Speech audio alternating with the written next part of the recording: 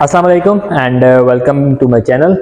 آج anti biotics کا جو لاسٹ ٹاپک ہے، پینسلین کا جو لاسٹ ٹاپک ہے وہ ہے جی پینسلین ریزسٹنس میکانزم، کہ پینسلین کے اگینسٹ جو ہے وہ بیکٹیریا ریزسٹنس کیسے ڈیولپ کرتے ہیں.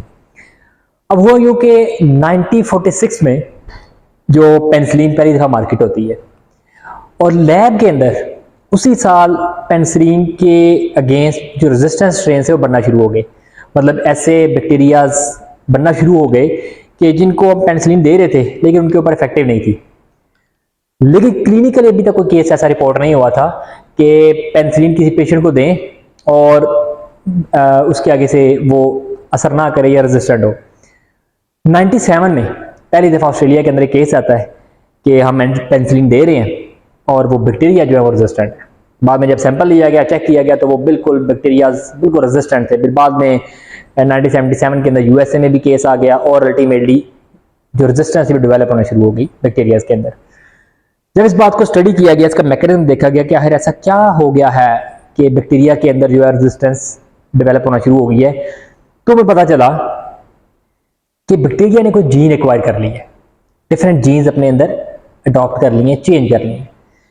اس کانسیپٹ کو سمجھنے کے لیے سب سے پہلے میں آپ کو بتاؤں کہ بیکٹیریا کے اندر یہ ایک سرکولر ایک ایکسٹرا کروموسومل ڈی این اے پڑا ہوتا ہے، کروموسوم کے باہر ایک ڈی این اے پڑا ہوتا ہے جسے ہم کہتے ہیں پلازمڈ.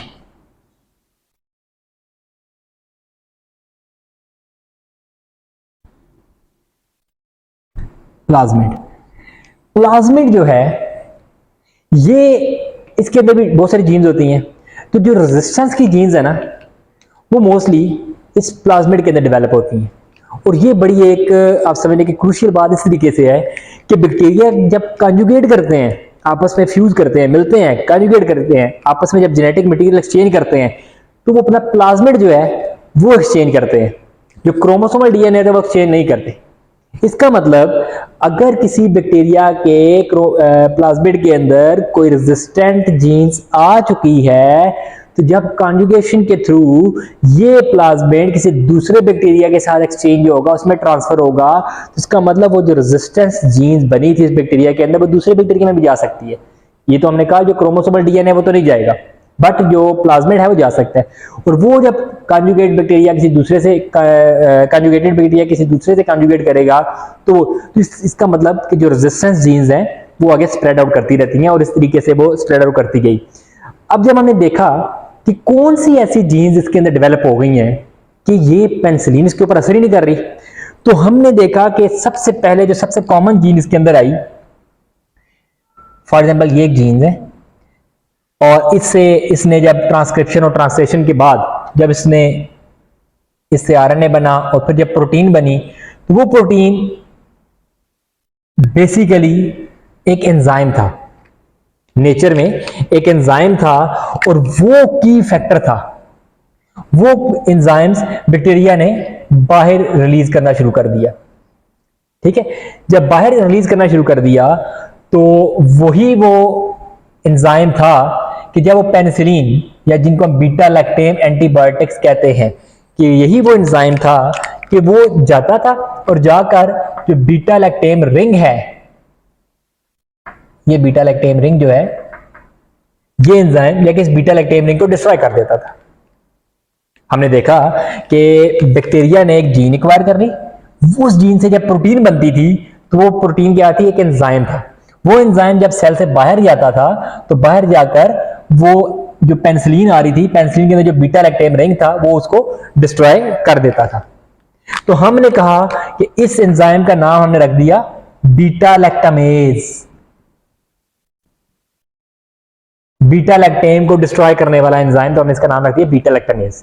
تو اس طریقے سے بیکٹیریا نے سب سے پہلے اپنے اندر جو ریزسٹنس جو ہے وہ ایکوائرڈ کرنا شروع کر دی by producing N enzyme that is named as beta لیکٹامیز enzyme. اور یہ انزائم گرام پازیٹیو بیکٹیریا بھی پروڈیوس کر رہے تھے اور گرام نیگیٹو بیکٹیریا بھی پروڈیوس کر رہے تھے. اس کا مطلب اس میکانزم کے ذریعے جو گرام پازیٹیو اور گرام نیگیٹو دونوں بیکٹیریاز پینسلین سے یا بیٹا لیکٹیم اینٹی بایوٹکس سے ریزسٹنٹ ہوتے جا رہے تھے. یہ ایک میکانزم مل گیا. اس کے بعد ہم نے دیکھا کہ یہ جو پینسلین بائنڈنگ پروٹین ہے، ہم نے پچھلے لیکچر میں ہم نے پڑھا ہے کہ جو پینسلینز ہوتی ہیں وہ کیسے کام کرتی ہیں، وہ سب سے پہلے آ کر اس پینسلین بائنڈنگ پروٹین کے اوپر آ کر بائنڈ کر جاتی ہیں، ٹھیک ہے. اور اس پینسلین بائنڈنگ پروٹین جس کا دوسرا نام ہم نے کیا کہا، اس کا نام کیا ہوتا ہے، ہم نے کہا تھا اس کا نام ہے ٹرانسپیپٹائڈیز.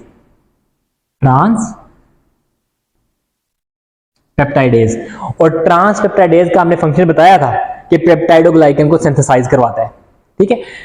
ڈیٹیل میکانزم ہم نے پچھلی ویڈیو میں ڈسکس کیا ہے. اب کیا ہوا کہ بیٹا لیکٹامیز جب اس انزائم کے اوپر، اس ٹرانسپیپٹائڈیز انزائم کے اوپر، جس کو ہم پینسلین بائنڈنگ پروٹین بھی کہتے ہیں، جب اس کے اوپر اگر بیٹا لیکٹامیز اٹیچ ہوگا تو obviously یہ انزائم اپنا کام کرنا چھوڑ دے گا.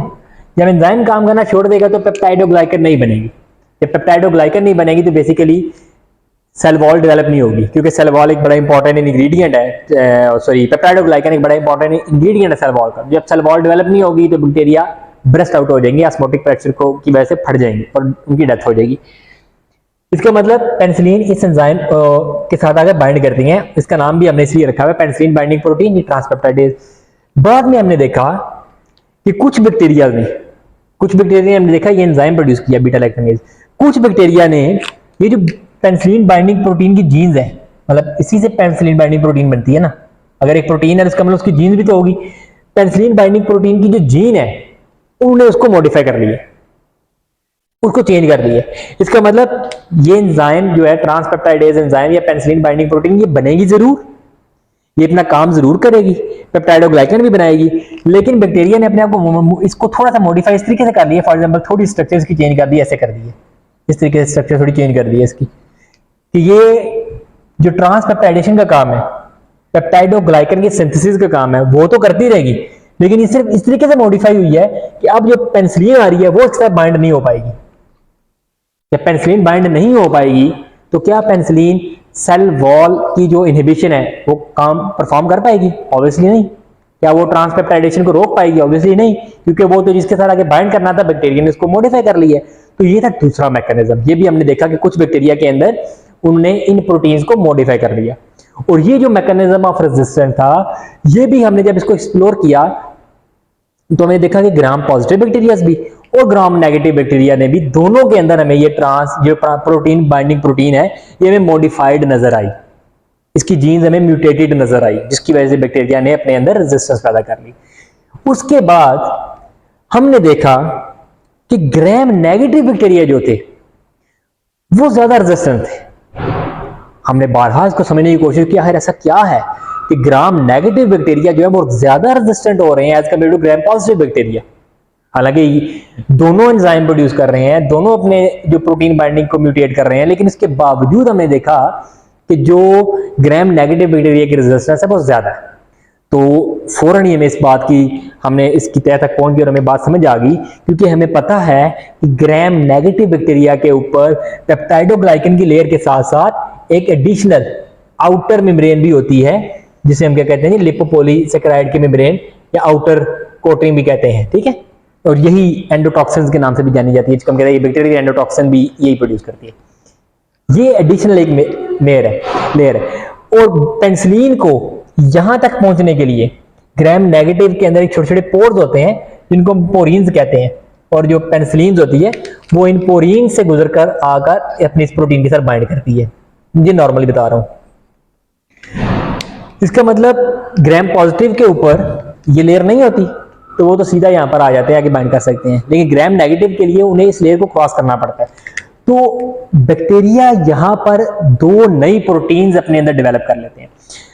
بیکٹیریا ہمیں گرام نیگیٹو کے اندر دیکھا یہ پروٹین چینل تھے، بیکٹیریا نے اپنے ان کو تھوڑا سا موڈیفائی کر لیا، ان کو نیرو کر لیا. ان کو نیرو یا موڈیفائی کرنے کی وجہ سے جو پینسلینز تھی وہ اندر انٹر ہی نہیں ہو پاتی تھی. اب اگر اندر انٹر ہی نہیں ہو پائے گی اس کا مطلب وہ نیچے جا کر پروٹین بائنڈنگ پروٹین کے ساتھ بائنڈ نہیں کر پاتی، اس کا مطلب وہ ریزسٹنٹ ہو گئے بیکٹیریا. لیکن یہ میکانزم صرف گرام نیگیٹو میں نظر آیا، گرام پازیٹیو میں کیوں نظر نہیں آیا؟ کیونکہ گرام پازیٹیو میں یہ کوٹنگ ہوتی نہیں، وہ سیدھے جا کے چلے جاتے ہیں. اس کا مطلب یہ جو میکانزم ہے کہ پورین چینل جو ہے وہ موڈیفائی ہو گئی ہیں، اور جو پینسلین کی پرمیبلٹی ہے وہ کم ہو گئی ہے, ڈیکریز ہو گئی ہے. یہ میکانزم ہمیں صرف اور صرف گرام نیگیٹو میں دیکھنے کو ملا, گرام پازیٹیو میں دیکھنے کو نہیں ملا. گرام نیگیٹو میں ہم نے ایک اور چیز دیکھی کہ یہیں پر اسی جو آؤٹر ممبرین ہے, بیکٹیریا نے یہاں پر ایک اور پروٹین ڈیولپ کر لی, ایک اور پروٹین, ظاہری بات ہے یہاں پر ایک نئی جینز ڈیولپ کر لی, اس جین سے پروٹین بنی, اور وہ پروٹین جو تھی یہاں پر پیری پلازمک اسپیس کے اندر اس کو یہاں پر رکھ دیا گیا. اور اس پروٹین کا کام کیا تھا کہ اگر کچھ تھوڑی بہت اینٹی بایوٹکس یا بیٹا لیکٹیم اندر جاتی بھی تھی ان پروٹین چینل سے, تو یہ کیا کرتا تھا, یہ پروٹین ان اینٹی بایوٹکس جو اندر آئی ہیں, بیٹا لیکٹیم اینٹی بایوٹکس, ان کو اٹھا کے باہر پھینک دیتا رہا واپس. اب جب ان کو باہر پھینک دیتا رہا, اس کا مطلب کیا, اب وہ اس جو پروٹین بائنڈنگ پروٹین ہے, کیا اس سے بائنڈ کر پائے گا؟ نہیں کر پائے گا, کیونکہ وہ جیسے ہی اندر جاتا تھا یہ اس کو باہر پمپ کر دیتا تھا, جیسے ہی اندر جاتا تھا اس کو باہر پمپ کر دیتا تھا. تو اس پروٹین کو ہم نے کہا یہ ہے ایفلکس پمپ. یہ کیا ہے جی؟ ایفلکس, باہر پھینکنے والا پمپ, ایفلکس پمپ. تو یہ چوتھا میکانزم.